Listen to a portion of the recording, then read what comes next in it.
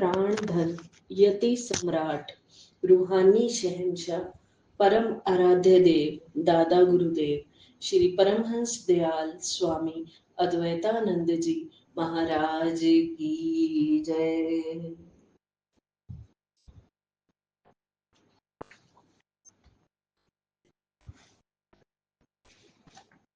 रूहानी शहंशाह, अनंत श्री विभूषित ब्रह्मनिष्ठ ब्रह्मश्रोत्रिय श्री 1008 श्री सतगुरुदेव स्वामी स्वरूपानंद जी महाराज की जय। सभी गुरुमुख 13 बार गुरु शब्द का जाप करें।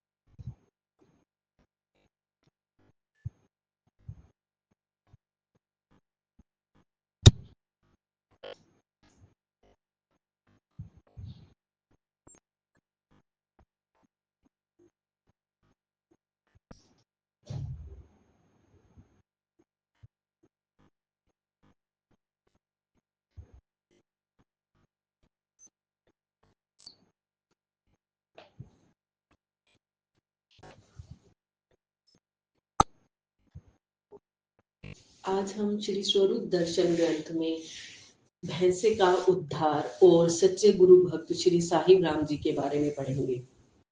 कुछ दिन डेरा इस्माइल खां में विराजमान रहकर श्री महाराज जी अपने मुख्य स्थान लक्की के कृष्ण द्वारा में लौट आए। यहाँ फिर जन कल्याण और जगत उद्धार का कार्यक्रम चलने लगा। सत्संग की उन्नति के कारण प्रेमियों के लिए अधिक जल की आवश्यकता प्रतीत होने लगी। तब एक भक्त ने कुएं में से ज्यादा पानी निकालने के लिए एक भैंसा भेंट किया। अभी वह भैंसा छोटा ही था, परंतु उसने आते ही हल्टी चलानी शुरू कर दी। मानव जीवन में संस्कारों का बहुत महत्व है। जैसे संस्कार बचपन में मस्तिष्क पर पड़ जाएं, उसके अनुसार ही भावी जीवन बनता है। कई बार ऐसा भी प्रतीत होता है कि ये संस्कार जन्म जन्मांतर तक साथ देते हैं। उस भैंसे की आश्चर्यजनक कथा यह है कि जिस समय कृष्ण द्वारा स्थान में श्री महाराज जी की आरती होती, तो वह भैंसा आरती की आवाज सुनकर मस्त सा होकर वहीं ठहर जाता। पहले तो कई दिन तक सेवादार भक्त ने उसे लाठी इत्यादि से हाँकना चाहा और उसे मारा पीटा भी, परंतु वह टस से मस ना होता और वहीं ठहरा रहता।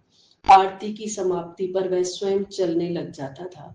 जब यह समाचार श्री महाराज जी तक पहुंचा, तो उन्होंने ये फरमाया, भैंसे को आरती के समय कुछ ना कहा करो, यह कोई पिछले समय का भूला हुआ जीव है, अब इसका इसी सेवा द्वारा कल्याण होगा।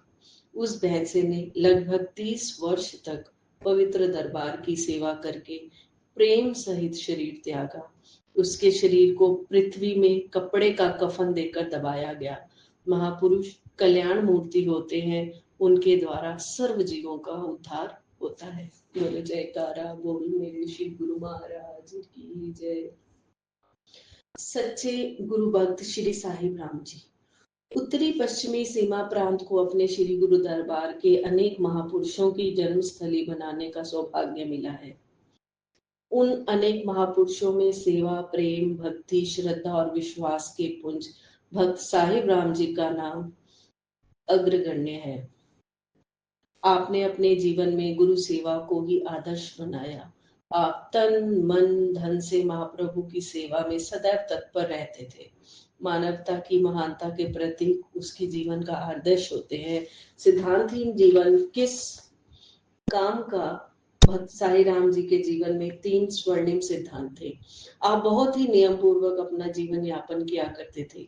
आपका प्रथम जीवन सिद्धांत था प्रतिदिन अवश्य में भजन अभ्यास करना। आपके जीवन का दूसरा सिद्धांत यह था कि जब कभी आप महाप्रभु का दर्शन दीदार करने के लिए आते, तो स्वयं कभी लौटने की आज्ञा न मांगते थे। जब कभी हजूर की मौज हुई और उन्होंने लौटने का आदेश दिया, तो घर वापस चल पड़े।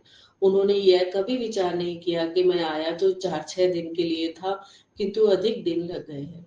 नियमित नाम सिमरन और भजन अभ्यास के बिना आप कभी अन्न जल ग्रहण नहीं करते थे। आपके जीवन का यह भी नियम था कि जो भी तनख्वाह लेते गुरु के लंगर की सेवा में खर्च कर देते थे। केवल यही नहीं, मन और धन को तो तन का ही आश्रय होता है। तन द्वारा गुरु दरबार में झाड़ू लगाना, पानी भरना और स्वयं अपने हाथों से लंगर की सेवा करना, ये सब काम आपको उनको बहुत प्रिय थे। गुरु शिष्य में एक वचन का नाता होता है। गुरुमुख वही जो गुरु आदेश पर तत्पर रहे। गुरु का वाक्य ही गुरु होता है। जो कहलाता तो सेवक हो और सेवा से जी चुराए, फिर वह भला सेवक कहाँ का। श्री कबीर जी ने इसी सेवक भाव को अपने शब्दों में दर्शाया है। सेवक मुखी कहा वही, सेवा में दृढ़ नाही, कहे कबीर को सेवका 1,84 माही। भक्त साहिब राम जी ने गुरु सेवा का भी आदर्श उदाहरण प्रस्तुत किया। एक बार प्राणधन हृदय सम्राट विश्राम कर रहे थे और श्री साहिब राम जी उनकी पावन सेवा अर्थात पंखा झुला रहे थे। गर्मियों के दिन थे। लगभग मध्य रात्रि को महाप्रभु ने करवट बदली और इन्हें पानी लाने का आदेश दे दिया। आप तुरंत जल लेने चले गए, किंतु जब आप पानी का गिलास लेकर लौटे तो श्री सद्गुरुदेव जी फिर विश्राम करने लगे। आप अपने बाएं हाथ में पानी का गिलास पकड़े रहे और दाएं हाथ से फिर पंखा झुलाने लगे। इस प्रकार रात्रि के 3 पहर बीत गए। प्रातः ब्रह्म मुहूर्त में श्री सद्गुरुदेव जी ने नेत्र खोले और भक्त जी से पूछा, पानी लाए हो? आपने तुरंत गिलास आगे बढ़ा दिया। इस प्रकार सारी रात आप श्री चरणों की पावन सेवा में रहकर हजूर के मुखमंडल को निहारते रहे और जी भरकर श्री सतगुरुदेव जी की रूप माधुरी का रसास्वादन किया और अपने आध्यात्मिक कोश को भरा। भक्त साहिब राम जी की गुरु सेवा और उनकी एकनिष्ठ भक्ति का दूसरा उदाहरण इस प्रकार है। महाप्रभु दाता दीनदयाल जी एक बार किसी स्थान पर एक बरामदे में विराजमान थे। इतने में उन्हें भक्त साहिब राम जी दिखाई दिए। प्रेमी को देखकर प्रीतम अपने मौज में आ गए। उनकी दया का सागर उमड़ पड़ा। हजूर भक्त जी को संबोधित करके अमृत प्रवचन देने लगे। जहां वे खड़े थे वहां चींटियों के कई बिल थे, किंतु आप इतने एकाग्र होकर श्री सद्गुरुदेव दयाल जी के दिव्य उपदेश सुन रहे थे कि आपको अपने तन मन की सुधि न रही। मध्य रात्रि हो गई, किंतु हजूर ने फिर भी अपनी मौज को स्वर्ण न किया। सेवादार इस प्रतीक्षा में थे कि हजूर को भोग लगाएं और फिर विश्राम करें। वे प्रतीक्षा करते करते सो गए। इधर सारी रात प्रेम प्रवचन चलता रहा। श्री सद्गुरु दयाल जी मौज में आकर अध्यात्मवाद के गहन रहस्यों का विवेचन कर रहे थे। भक्त जी की समाधि प्रेम समाधि लगी हुई थी। उन्हें चींटियों के काटने का भी कोई पता न चला। समाधि अवस्था भी इसी को कहते हैं। जिसे सद्गुरुदेव जी का प्रेम मिले वह सेवक भला कितना भाग्यशाली होता है। एक बार श्री महाराज जी ने भक्त साहिब राम जी तथा भक्त हेमराज जी को नगर कालाबाग में जाने की आज्ञा दी, क्योंकि वहां एक सत्संगी ने श्री महाराज जी से स्थान बनाने की प्रार्थना की हुई थी। श्री महाराज जी ने इन दोनों भक्तों को स्थान के लिए जमीन पसंद करने और दूसरे कार्य प्रबंध के लिए भेजा। साथ ही वचन फरमाए, जो जमीन आप दोनों पसंद करो वही ठीक होगी। यह आज्ञा पाकर दोनों भक्त लक्की मरवत रेलवे स्टेशन की ओर चले। उस समय भक्त साहिब राम जी का इकलौता पुत्र घर में बहुत बीमार था, परंतु भक्त साहिब राम जी अपनी प्रेमा भक्ति में हर समय लीन रहते थे और सर्वस्व श्री चरण कमलों में अर्पण कर चुके थे। इसलिए घर के कामों से में उन्हें कोई रुचि ना थी। वे स्पेशल कानूगो थे। वे जो भी कमाते श्री गुरु चरणों में भेंट कर देते थे, फिर वह श्री महाराज जी से लेकर निर्वाह करते थे। श्री महाराज जी की भी इन पर अपार दया दृष्टि थी। काफी समय तक श्री महाराज जी लक्की में भक्त साहिब राम जी के निवास स्थान पर विराजमान रहे।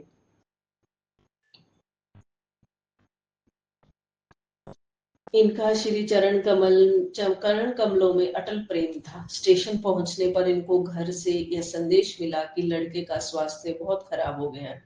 यह बात सुनकर भी भक्त जी ने मन में सोचा कि श्री महाराज जी की सेवा और आज्ञा में कोई फर्क ना आने पाए। उन्होंने निर्मोही होकर यह जवाब दिया, जो प्रभु इच्छा होगी वही ठीक है।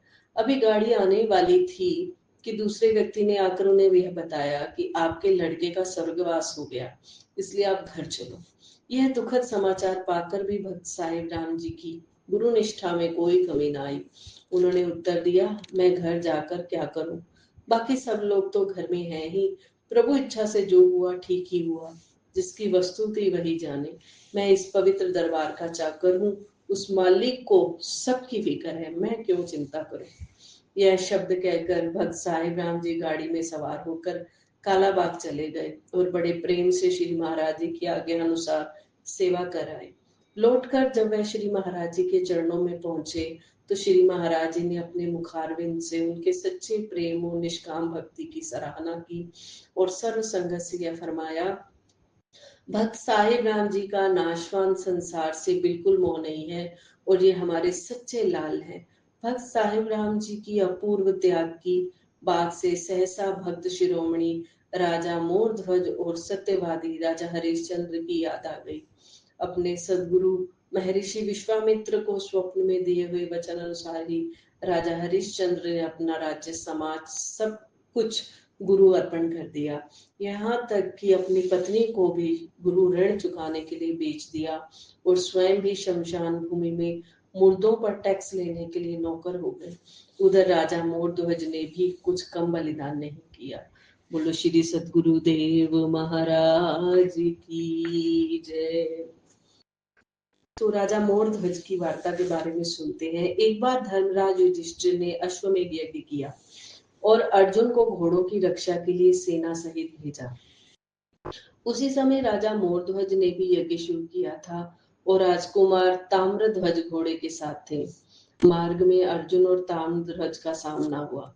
ताम्रध्वज ने उस अर्जुन को जिसने महाभारत में विजय पाई थी और उन श्री कृष्ण जी महाराज जी को, जो कि शुद्ध सच्चिदानंद पूर्ण ब्रह्म है और जिनके नाम की कृपा से ही विजय प्राप्त हुई, हराकर घोड़े को जबरदस्ती छीन लिया। भक्त वत्सल भगवान श्री कृष्ण ने देखा कि यहाँ दोनों तरफ मेरे भक्त हैं, यदि एक पक्ष की विजय हुई तो दूसरे भक्त का दिल टूटेगा। इसलिए अपने प्रिय भक्त राजा मोरध्वज की भक्ति की परीक्षा के लिए भगवान श्री कृष्ण स्वयं एक वृद्ध ब्राह्मण का रूप धारण करके और अर्जुन को अपने पुत्र के रूप में बनाकर राजा मोरध्वज के द्वार पर गए। उस समय राजा मोरध्वज यज्ञ मंडप में था। उसने आकर बड़े आदर सत्कार से ब्राह्मण देवता को दंडवत प्रणाम किया और फिर उनके पधारने का कारण पूछा। भगवान श्री कृष्ण ने कहा, जंगल में एक शेर है, उसने मेरे लड़के को खाने का निश्चय किया है। मैंने उसे कहा कि उसके बदले मुझे खा ले, परंतु वह ना माना और बोला, तू बूढ़ा है, तेरा मांस मेरे काम का नहीं। अंत में बहुत प्रार्थना करने पर शेर ने कहा कि यदि तू राजा का आधा शरीर ले आए तो तुम्हारे लड़के को छोड़ दूंगा, इसलिए तुम्हारे पास आया हूँ। यदि हो सके तो मेरे पुत्र की रक्षा करो। ब्राह्मण देवता की बात सुनकर राजा मोरध्वज के मन में दया भाव उमड़ आया और वह बोला कि यह शरीर एक दिन जाने वाला है। यदि ब्राह्मण का दुख इस शरीर से दूर हो जाए तो इससे और क्या अच्छा है। ब्राह्मण ने कहा कि शेर का एक वचन यह भी है कि जिस आरे से राजा को चीरा जाए वह आरा एक ओर से तो राजा का लड़का पकड़े और दूसरी ओर से वह आरा राजा की रानी के हाथ में हो और किसी को किसी प्रकार का शोक ना हो। राजा ने इस बात को भी स्वीकार कर लिया। ताम्रध्वज ने ब्राह्मण से प्रार्थना की, शास्त्र की आज्ञा अनुसार पुत्र भी पिता का रूप है, यदि मेरा आधा शरीर लिया जाए तो अच्छा है। ताम्रध्वज ने ब्राह्मण देवता से इस प्रकार प्रार्थना की, धर्म की खातिर पिताजी मेरा यह टुकड़े टुकड़े शरीर कर दो, शेर मुतल्लक रहे न भूखा यह राजी दोनों फकीर कर दो, उड़ा दो शमशीर से या खंजर गले पर मेरे चलाओ फौरन, जिस तरह हो आज्ञा इनकी कीमिए कर दो या चीर कर दो। काम किस आएगी काया कि जिसने आखिर है खाक होना, है पेट भरता अगर किसी का तो चाहे इसको अक्सीर कर दो। ऐ ईश तुमसे भी इल्तिजा है, धर्म का मेरे सहाय रहना, शेर खावे आनंद हो जावे, ऐसी मुझ में तासीर भर दो। ब्राह्मण ने उत्तर दिया, तू राजा नहीं है इसलिए तेरा मांस शेर नहीं खाएगा, फिर राजा की स्त्री ने कहा, मैं तो राजा की अर्धांगिनी हूँ, यदि राजा के शरीर के आधे भाग की बजाय मुझको ले जाओ तो इसमें शेर को लाभ होगा। ब्राह्मण ने कहा, तू स्त्री है, वो राजा भी नहीं है। ब्राह्मण ने राजा के सामने ताम्रध्वज को और पीठ पीछे राजा की स्त्री को इस विचार से खड़ा किया कि राजा उनकी ममता के कारण दुखी हो जाए। वे दोनों माँ पुत्र राजा मोरध्वज के सिर पर आरा रखकर बिना किसी दुख के आरा चलाने लगे। इस प्रकार राजा का सिर काटा जाने लगा। जिस समय आरा मस्तक तक पहुंचा तो राजा की एक आंख से आंसू बह निकले। उसी समय ब्राह्मण ने कहा कि बस अब यह शरीर कदापि मेरे काम का नहीं, क्योंकि राजा दुखी होकर इसे देता है। राजा ने प्रार्थना की, महाराज कृपा करके क्रोधित ना हो। जिस ओर की आंख से पानी निकला, शरीर के उस भाग को यह दुख है कि मैं बड़ा अयोग्य हूँ, जो किसी काम नहीं आया, और दाहिनी ओर का शरीर बड़ा भाग्यशाली है, जो ब्राह्मण के कार्य में लग गया। करुणा सिंधु भगवान राजा की भक्ति और विश्वास से पूर्ण यह वचन सुनकर प्रेम के वशीभूत हो गए, और उन्होंने राजा को आरे के नीचे से उठाकर अपने वक्ष स्थल से लगा लिया और अपने वास्तविक स्वरूप के राजा को दर्शन कराया। भगवान श्री कृष्ण ने कहा, है राजन, तुम्हारी धर्मनिष्ठा और सच्ची श्रद्धा से मैं बहुत प्रसन्न हूँ। तुम्हारी जो कुछ इच्छा हो सो मांग लो, मैं पूर्ण करूंगा। राजा ने करबद्ध प्रार्थना की, कृपा सिंधु महाराज, आपने जो दर्शन देने का अनुग्रह किया है तो और क्या बाकी रहा कि जिसके लिए मैं प्रार्थना करूं। मैं केवल आपके चरण कमलों की भक्ति चाहता हूँ। मेरी एक प्रार्थना यह है कि आने वाले समय अर्थात कलयुग में आप भक्तों की ऐसी परीक्षा ना ले। भगवान ने अपने भक्त की प्रार्थना को स्वीकार कर लिया। फिर उन्होंने अर्जुन और राजा मोरध्वज में संधि करवा दी। राजा ने बड़ी प्रसन्नता पूर्वक यज्ञ का घोड़ा अर्जुन को लौटा दिया। भगवान श्री कृष्ण ने अर्जुन को अपने परम प्रिय भक्त मोरध्वज के इस अपूर्व बलिदान को दिखाकर उसका अभिमान दूर किया। कई ग्रंथों में यह भी लिखा हुआ है, और कुछ विद्वानों का मत भी यही है कि राजा मोरध्वज ने अपने पुत्र राजकुमार ताम्रध्वज का बलिदान दिया था और उसके सिर पर आरा चलवाया था। लक्की मरवत से एक बार श्री महाराज जी टेरी पधारे। जब काफी दिन गुरुदेव जी को टेरी में विराजमान रहते हो गए, तब एक दिन लक्की मरवत से भक्त हेमराज जी और भक्त साहिब राम जी श्री महाराज जी के मनोहर दर्शन करने के लिए टेरी आए। कुछ दिन सत्संग उपदेश श्री दर्शनों का आनंद उठाकर श्री महाराज जी की आज्ञा अनुसार भी लक्की मरवत के लिए चले। ये दोनों भक्त अपने मन मंदिर में श्री महाराज जी की दिव्य मूर्ति का ध्यान धरकर स्वाभाविक ही अपने हृदय सम्राट का यशोगान कर रहे थे। बोलो श्री सद्गुरुदेव महाराज की जय। हे प्रभु जी, आप जी के पवित्र ग्रंथ श्री स्वरूप दर्शन का पठन करते हुए और श्रवण करते हुए अनेक गलतियां हुई। हे प्रभु, अपने बच्चे समझकर गलतियों को क्षमा करते रहना। मैं अपराधी जीव हूँ, नखशिख भरा विकार, अपनी दया से सतगुरु कीजिए भव से पार।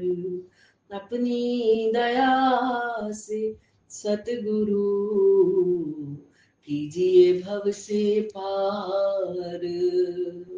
बोलो श्री परमहंस दयाल जी महाराज की जय। बोलो श्री स्वामी स्वरूपानंद जी महाराज की जय। बोलो जयकारा बोल मेरे श्री गुरु महाराज की जय। बोल साचे दरबार की जय।